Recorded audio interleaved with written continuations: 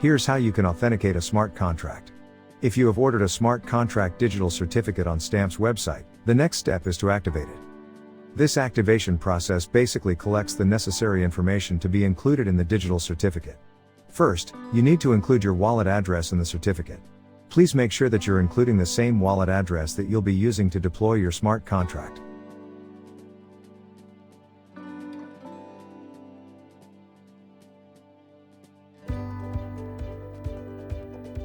Next, if you have a website that is associated with this contract, please choose Yes. Then, you need to enter your website address. Again, this information will also be stored in the certificate. Next, you need to verify that you own your website.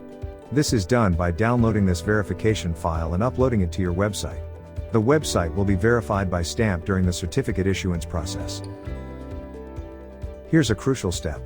You need to enter your organization name to be included in your smart contract certificate. If you don't have an organization, you may enter your name. Then, you need to enter your smart contract name. This should be the same name that you shall use when you deploy your contract. You also need to enter your country, state, and city. Finally, you need to include your email address. Then, hit Submit. Here are the results of the activation. You'll receive a certificate signing request file and a private key for your smart contract certificate. Do note that this private key is not the same as a wallet private key. Please download both files and keep them safe. Once your smart contract digital certificate is ready, you'll receive a notification from Stamp.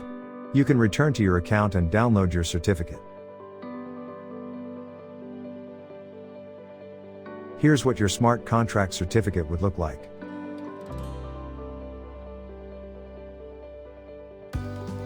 And here's the actual data that you must include in your smart contract. Now let's learn how to deploy a smart contract with the new certificate. Here is a simple ERC 721 NFT smart contract. You only need to declare a public variable called certificate. Then, assign the certificate data to this variable. You also need to create a function to update the certificate in the future. Here we have the function update cert. Ensure you have the only owner modifier so that only you, the contract owner, can update the certificate. Once we're done, let's compile this contract. Next, we shall deploy this contract. We shall give this contract the same name as we used in the certificate, and include a symbol. In the field right here, we shall attach the certificate. We shall copy all this text and paste it here.